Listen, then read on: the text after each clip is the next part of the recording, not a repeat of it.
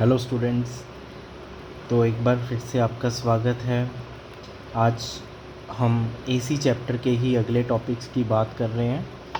तो आज बेसिकली हम पढ़ने वाले हैं कि जो हम अल्टरनेटिव करंट को रजिस्टर, कैपेसिटर एंड इंडक्टर से पास करते हैं तो करंट जो है वो कैसे बदलता है, करंट का इक्वेशन क्या आता है, क्या फेज़ डेवलप होता है, फेज़ डिफरेंस डेवलप होता है ईएमएफ एंड करंट के बीच में, और कुछ नए टर्मिनोलॉजीज़ के बारे में बात करेंगे, जैसे कि इम्पीडेंस जो है उसके लिए डिस्कशन करेंगे आज हम।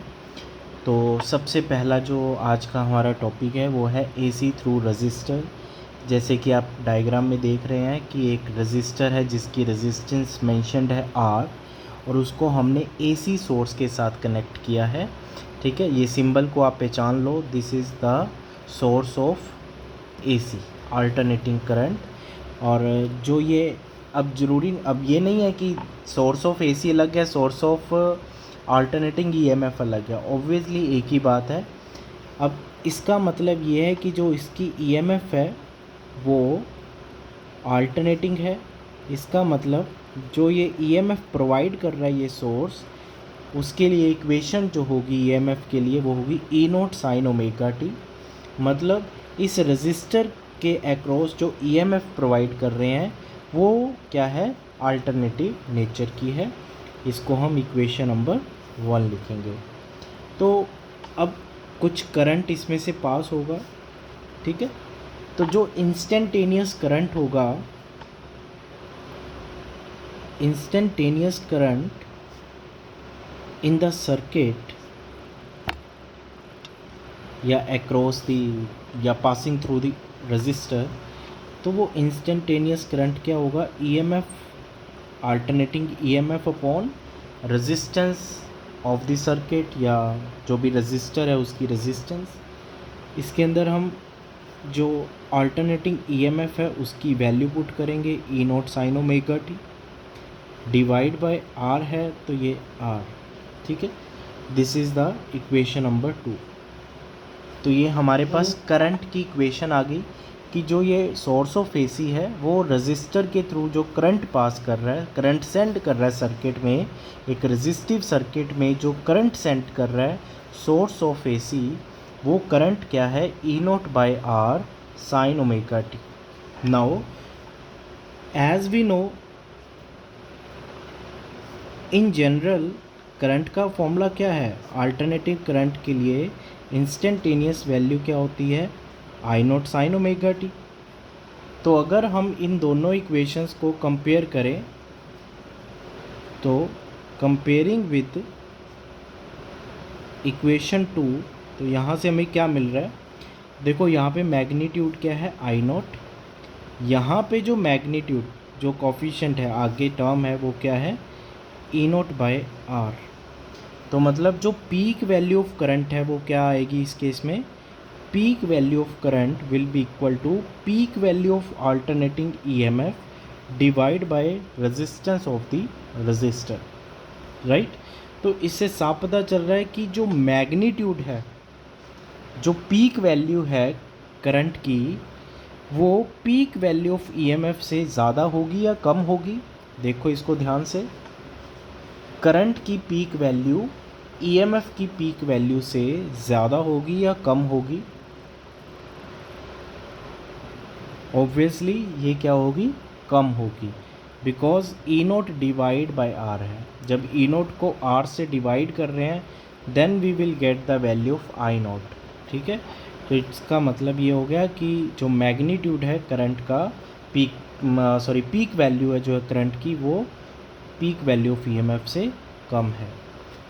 अब दूसरी बात जो आपको यहाँ पे ध्यान देनी है वो ये देनी है कि जो हमारे पास इंस्टेंटेनियस करंट का फॉर्मूला आया है वो आया है साइन की फॉर्म में, और एंगल जो है, फेज़ जो है वो है ओमेगा टी। और जो अल्टरनेटिंग ईएमएफ है उस केस में उसका एक्सप्रेशन भी हमारे पास साइन की फॉर्म में है, और ये एंगल क्या है, ओमेगा टी। फेज़ जो है वो है ओमेगा टी। तो अगर मैं यहाँ पे फेज़ डिफरेंस चेक करूँ, phase difference between E and I, तो ये क्या होगा, ये भी एंगल ओमेगा टी है, ये भी ओमेगा टी, मतलब फेज़ दोनों के सेम है और है भी साइन की फॉर्म में, तो कुछ कन्वर्ट नहीं करना पड़ेगा। तो पहला काम होता है कि आपके पास दोनों करंट और ईएमएफ की जो इक्वेशन है, या तो दोनों साइन में हो या दोनों कोज में हो, तभी आप फेज़ कंपेयर कर सकते हो। दोनों साइन में है तब आपने क्या करना है, फेज़ का डिफरेंस ले लेना है। ठीक है, फेज़ को हम फाई से डिनोट करते हैं, तो omega T minus omega T will be 0 degree. तो फेज़ जो है वो हमारे पास क्या आ गया, 0। इसका मतलब क्या है, EMF and current are in same phase. ठीक है, तो ये दोनों क्या है, सेम फेज़ में है। सेम फेज़ में होने का क्या मतलब है, सेम फेज़ में होने का मतलब ये है, अगर मैं इसको दोनों के लिए मैं ड्रॉ करूं, देखो ईएमएफ है E naught sine omega T, sine की फॉर्म में है, तो ईएमएफ के लिए जो मैं ग्राफ प्लॉट करूंगा वो ये है साइन का graph, this is our EMF. ठीक है, करंट जो है वो क्या है, वो भी साइन की फॉर्म में है। ठीक है, तो मतलब करंट को रिप्रेजेंट करने के लिए भी मुझे साइनोसोडल ग्राफ बनाना है, बट करंट की जो वैल्यू है, पीक वैल्यू है, वो ई नोट बाय आर है। मतलब किसी भी इंस्टेंट पे जो करंट है वो ईएमएफ से कम रहने वाला है, उसकी वैल्यू जो है वो कम रहने वाली है। तो ग्राफ यहाँ पे भी मैं साइनोसोडल ही बना रहा हूँ, बट मुझे क्या करना है, ग्राफ यहाँ पे भी साइन का बन रहा है, बट मुझे मैग्नीट्यूड स्मॉल रखना है। तो ये जो मैं डॉटेड ग्राफ बना रहा हूँ, दिस इज़ फॉर करंट। ठीक है, सेम फेज़ है, जब करंट की वैल्यू मैक्सिमम है तभी ईएमएफ की वैल्यू मैक्सिमम है। एक ही टाइम पे करंट और ईएमएफ 0 आ रहे हैं, एक ही टाइम पे नेगेटिव में पीक आ रहा है, एक ही टाइम पे फिर से 0 आ रहा है। फेज़ सेम है, मैग्नीट्यूड स्मॉल है। ठीक है, अब यहाँ पे जो ख़ास बात पूछी जाती है वो पूछी जाती है फेज़र डायग्राम। ठीक है, जब फेज़ कंपेयर करते हैं तो फेज़र डायग्राम बेसिकली क्या है, रिलेशनशिप एस्टेब्लिश कर रहे हैं हम, this is x, this is why. ठीक है, एक्स वाई प्लेन में हम ईएमएफ और करंट को रिप्रेजेंट करने वाले हैं। ईएमएफ क्या है, E naught sine omega T. ठीक है, एंगल देखो ओमेगा टी है। ठीक है, तो ये मेरे पास जो एरो है, दैट एरो रिप्रेजेंट ई। ठीक है, और ये एंगल क्या है, ओमेगा टी। अब करंट के लिए देखो, करंट के लिए भी सेम है, साइन ओमेगा टी, मतलब करंट भी एक्स एक्सिस के साथ यही एंगल बना रहा है। ठीक है, तो करंट भी इसी लाइन पे होगा, बट इससे नीचे रखा जाएगा क्योंकि मैग्नीट्यूड स्मॉल है। अगर this is corresponding to E naught, तो this will be corresponding to I naught, क्योंकि आई नोट जो है वो ई नोट बाय आर है। तो मैग्नीट्यूड स्मॉल है, हमें यहाँ पे मैग्नीट्यूड के बारे में भी पता चल गया, ईएमएफ और करंट के, और हमें एंगल मतलब डायरेक्शन का भी पता है। We are comparing EMF and current by magnitude and in context of magnitude and phase और direction, right.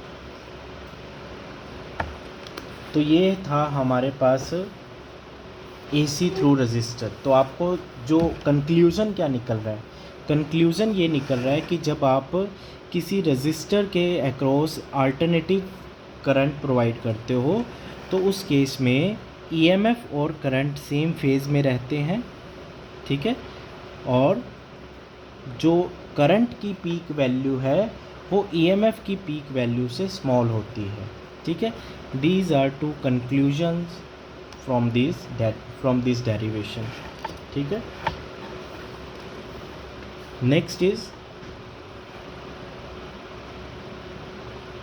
AC through capacitor. Capacitor है हमारे पास कोई,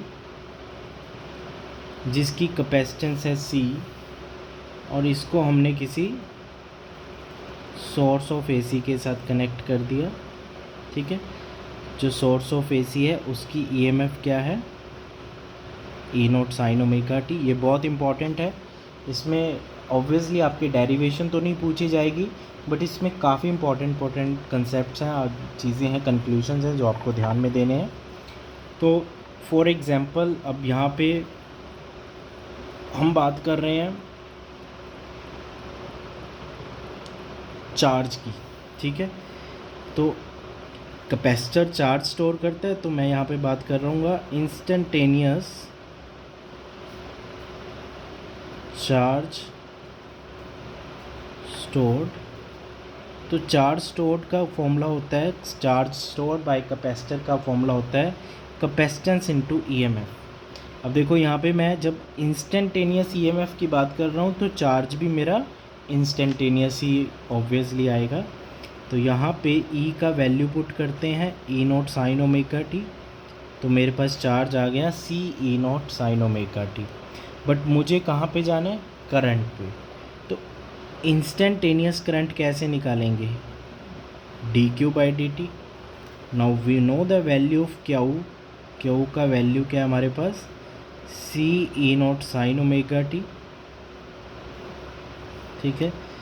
सी ई नॉट बाहर आ गया, कांस्टेंट है, कॉमन ले आते हैं, अंदर हमारे पास रह गया differentiation of sine omega T. अब साइन का डिफ्रेंशिएशन क्या होगा, साइन का डिफ्रेंशिएशन कॉस ओमेगा टी, और जो एंगल है हमारे पास ओमेगा टी, इसका डिफ्रेंशिएशन करेंगे। ओमेगा टी का डिफ्रेंशिएशन करेंगे, ओमेगा बाहर आ जाएगा, D T by D T 1, this will be omega C E naught cos omega T. इसको मैं ऐसे लिखूं, कोई फ़र्क पड़ रहा है,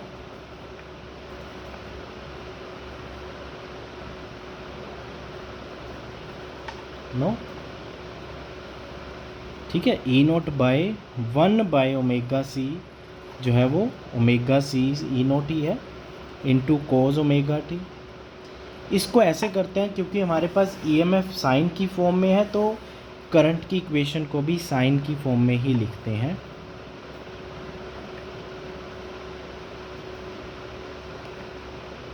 इसको क्या लिखें, sign omega T plus pi by 2 लिख दें।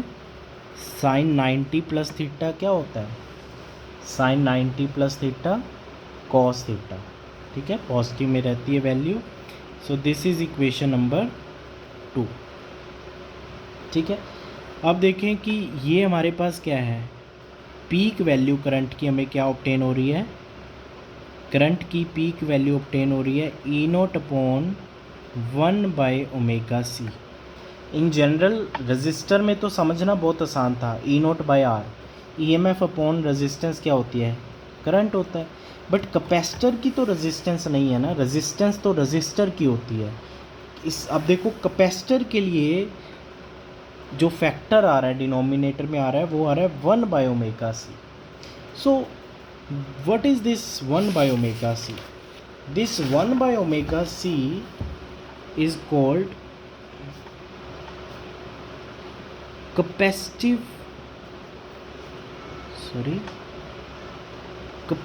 रिएक्टेंस। क्या कहते हैं इसको, capacitive reactance denoted by XC. It is nothing but capacitor की जो प्रॉपर्टी है, कैपेसिटर की जो एबिलिटी है to oppose the flow of charge और current through it, that is called capacitive reactance. इसको रेजिस्टेंस नहीं बोल सकते क्योंकि रेजिस्टेंस तो रजिस्टर की प्रॉपर्टी है, बट कैपेसिटर की जो प्रॉपर्टी है करंट या चार्ज को अपोज करने के लिए, फ्लो ऑफ चार्ज को अपोज करने की प्रॉपर्टी जो है, that is called capacitive reactance, ठीक है। तो इसके जो एसआई यूनिट जब आप फाइंड आउट करोगे, इसके एसआई यूनिट भी हमारे पास ओहम ही आएंगे क्योंकि प्रॉपर्टी तो वही है जो रजिस्टर की है, ठीक है, बट ये कैपेसिटर की प्रॉपर्टी है तो इसलिए हम इसको कैपेसिटिव रिएक्टेंस कह देते हैं। तो एक तो हमारे पास यहाँ पे कैपेसिटिव रिएक्टेंस का फॉर्मूला आया 1 बाय ओमेगा सी, ओमेगा को 2 पाई एफ लिख सकते हैं, ठीक है। तो एक तो ये हमारे पास फॉर्मूला बना है, वेरी इंपॉर्टेंट फॉर्मूला, ठीक है। अब दूसरी हम बात करते हैं फेज़ की। अब देखो ईएमएफ है हमारे पास साइन ओमेगा टी, करंट है साइन की फॉर्म में। अब देखो मैंने साइन में क्यों कन्वर्ट किया, क्योंकि मुझे फेज़ कंपेयर करना था। ये है omega T plus pi by to. देखो ओमेगा टी फेज़ यहाँ पे है, यहाँ पे ओमेगा टी के साथ क्या ऐड हो रहा है, पाई बाई टू। मतलब करंट का जो फेज़ है वो omega T plus pi by to है, ठीक है। इसका मतलब वो ईएमएफ से लीड कर रहा है या पीछे आ रहा है, omega T plus pi by to है ना, तो मतलब वो क्या कर रहा है, लीड कर रहा है। तो phase difference between I and E जो है वो हमारे पास पॉजिटिव पाई बाई टू आ रहा है। इसका मतलब क्या है, current lead the EMF by phase pi by two. ये किसके लिए है, ये आइडियल कैपेसिटर के लिए बात हो रही है, ठीक है। आइडियल केस की बात कर रहे हैं हम कि आइडियल केस में करंट जो है वो लीड करता है ईएमएफ से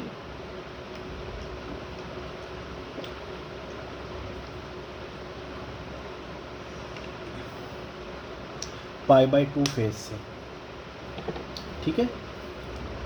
तो इसमें भी हमारे पास देखो एक तो ये पता चला कि करंट लीड कर रहा है। अब करंट लीड करने का क्या मतलब है, इसको अगर ड्रॉ करें तो देखो करंट का जो हमारे पास बेसिक फॉर्मूला आया था वो कोज की फॉर्म में था, पॉजिटिव में। तो कोज का ग्राफ प्लॉट करें लाइक दिस, तो ये हमारे पास क्या है, करंट है।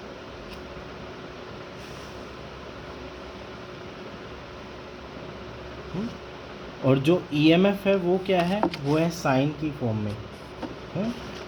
अब मैग्नीट्यूड चेक करो, मैग्नीट्यूड देख के बताओ कि किसकी वैल्यू क्या है।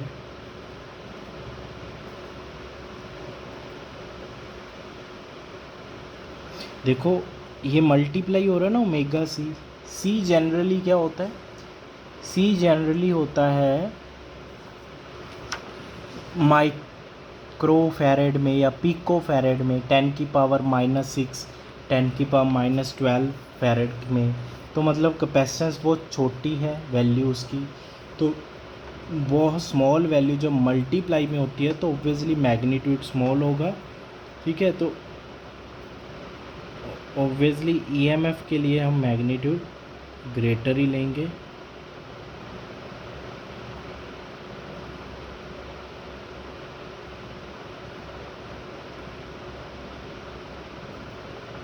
लाइक दिस, ठीक है।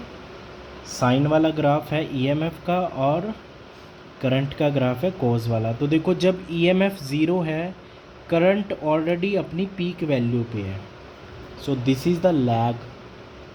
और जब ईएमएफ ने अपनी पीक वैल्यू ली, करंट अपना 1/4 साइकिल कंप्लीट कर चुका है, वो ज़ीरो पे आ चुका है। जब ईएमएफ ज़ीरो पे आई, करंट अपना नेगेटिव फेज में मैक्सिमम हो चुका है। So these are things you have to notice. अब फेज़र डायग्राम चेक करते हैं इसका।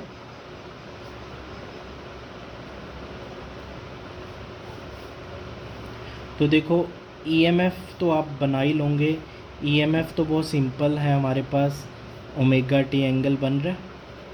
अब करंट क्या एंगल क्या था, करंट का एंगल था हमारे पास sine omega T plus pi by to.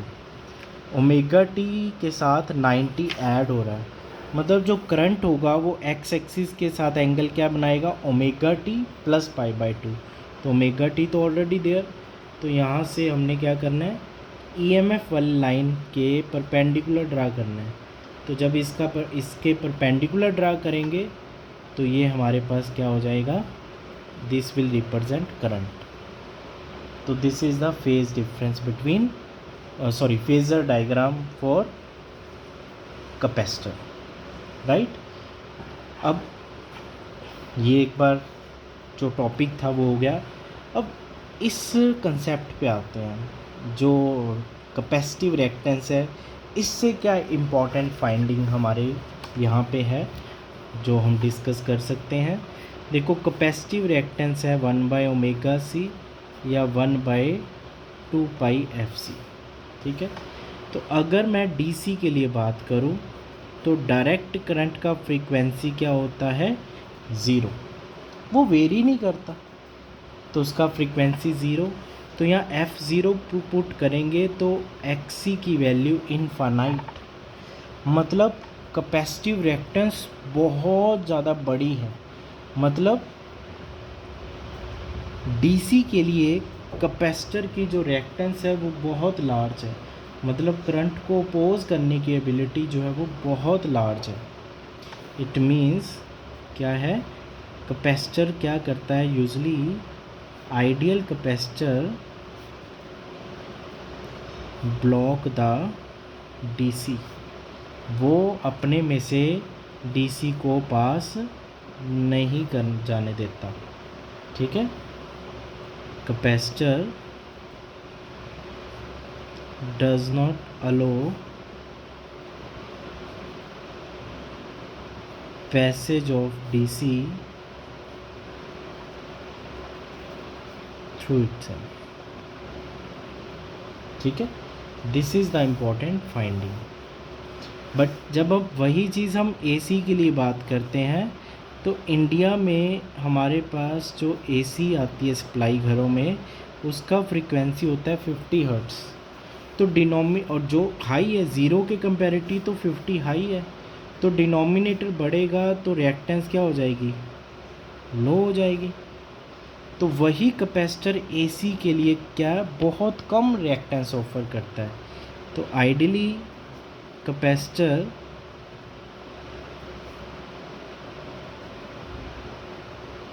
allows the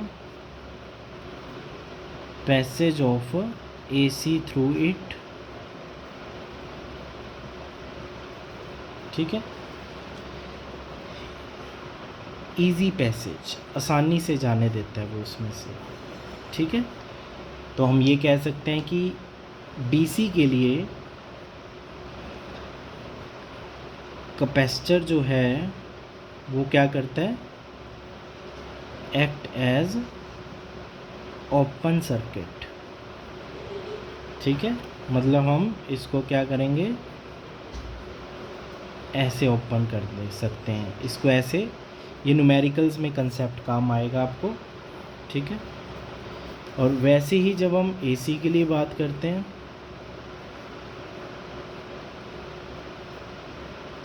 तो एसी के लिए कैपेसिटर क्या करता है, एक्ट एज शॉर्ट सर्किट, ठीक है। मतलब शॉर्ट सर्किट मतलब जस्ट सिंपल हम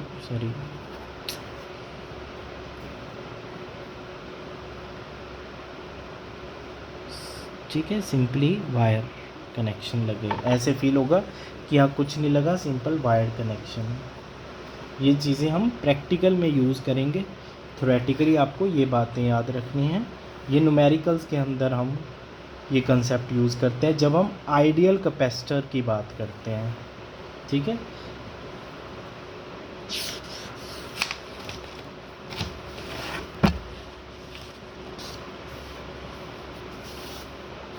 नेक्स्ट है हमारा एसी थ्रू इंडक्टर।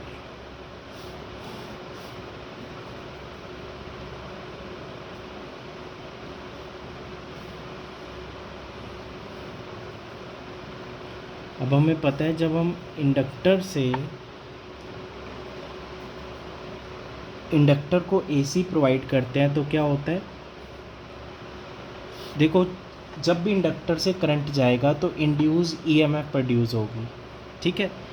तो जो इंड्यूस ईएमएफ यहाँ पे प्रोड्यूस होगी उसका मैग्नीट्यूड मैक्सिमम टू मैक्सिमम क्या हो सकता है, वो maximum to maximum instantaneous EMF की इक्वल हो सकता है, ठीक है। और ये हमारे पास क्या है, इंड्यूस्ड ईएमएफ का magnitude L into D I by D T, और इंस्टेंटेनियस ईएमएफ क्या है, E naught sine omega T. तो यहाँ से डी आई का वैल्यू क्या बनेगा, देखो एल को राइट साइड लेकर जाएं तो डिनोमिनेटर में, डी टी को राइट साइड लेकर जाएं तो मल्टीप्लाई में। तो इसको जब हम इंटीग्रेट करेंगे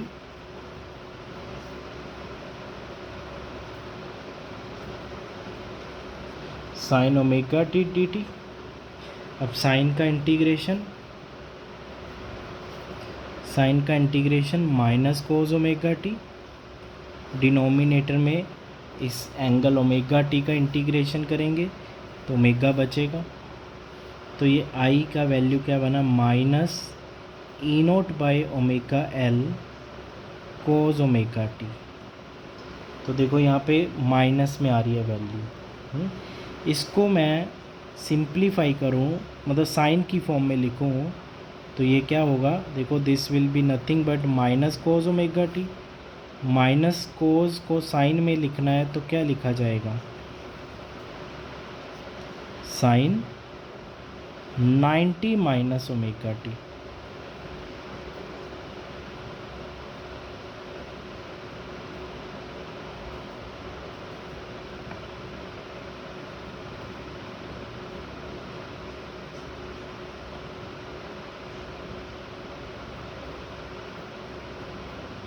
ठीक है।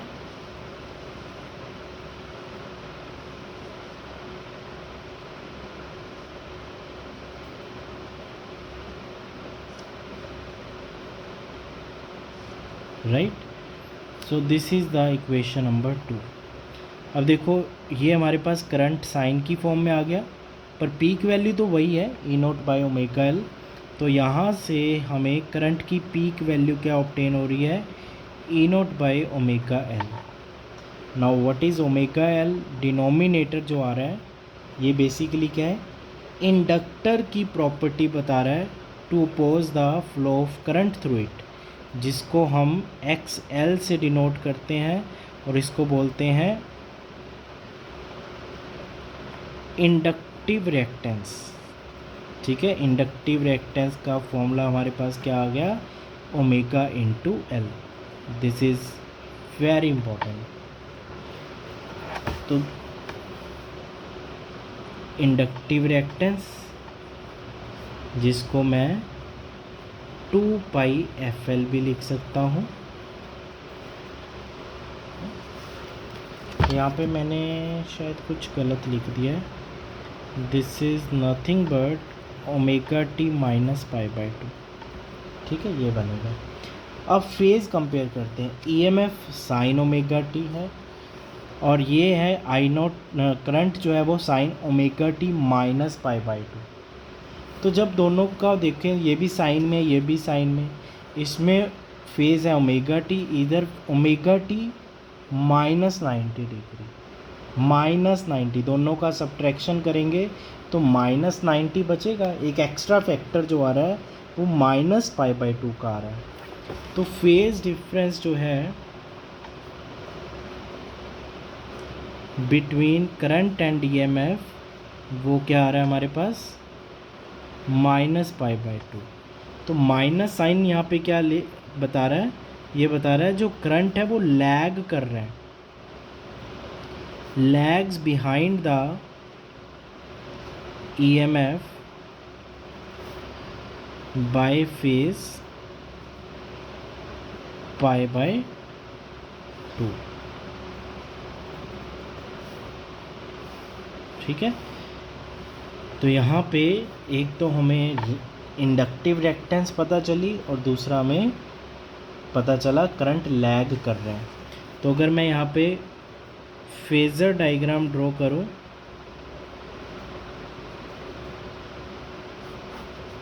तो फेज़र डायग्राम देखो, ईएमएफ जो है वो तो एंगल ओमेगा टी बना रही है, करंट लैग कर रहा है।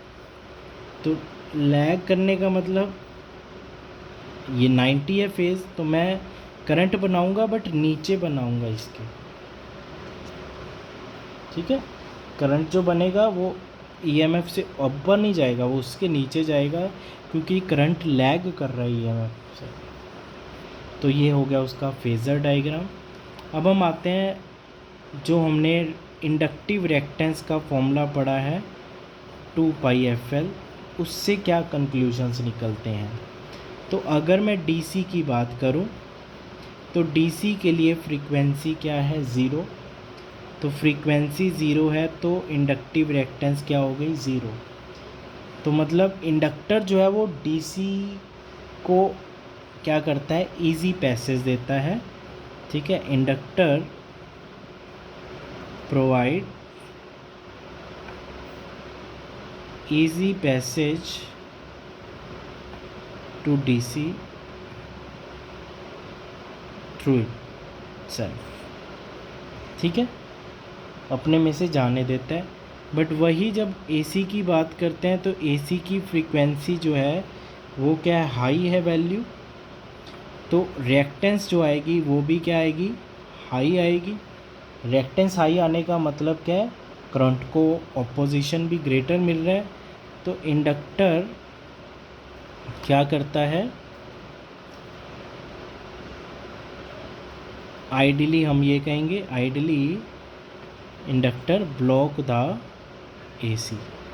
तो कैपेसिटर अपने में से एसी को जाने दे रहा था, बट इंडक्टर ने एसी को रोक लिया। दोनों उल्टे हो गए ना, कैपेसिटर डीसी को ब्लॉक कर रहा था, इंडक्टर डीसी को जाने दे रहा है, और कैपेसिटर एसी को जाने दे रहा था, इंडक्टर ने एसी को ब्लॉक कर दिया, ठीक है। तो these points you have to remember. इसको याद करने के लिए, मतलब याद नहीं, इसको दिमाग में रखने के लिए आप ऐसा देखो कि जैसे देखो ये कैपेसिटर है, ये ऐसे डीसी आ रही है, ये तो यहाँ से आगे नहीं बढ़ पाएगी, ये प्लेट आ गई। इंडक्टर में क्या होता है, इंडक्टर में अंदर से तो स्पेस होता है, तो एसी डीसी जो है वो आसानी से इसमें से पास कर जाएगी। वैसी जब एसी की बात करते हैं तो कैपेसिटर से एसी ऐसे पास कर जाती है, अल्टरनेटिव है। बट इंडक्टर के केस में वो ऐसे ब्लॉक कर जाती है। तो ये कोई वो नहीं है, कोई बहुत साइंटिफिक बात नहीं है, ये सिर्फ याद रखने के लिए, दिमाग में एक इमेज बनाई हो तो आपको याद रहेगा कौन किसको ब्लॉक करता है, कौन किसको इजी पैसेज देता है, ठीक है। बट आपको रीज़न तो यहाँ से ही स्पेसिफाई करना पड़ेगा, जब आपको एग्ज़ाम में आता है तो आपको यही रीज़न फॉलो करने हैं। These are just to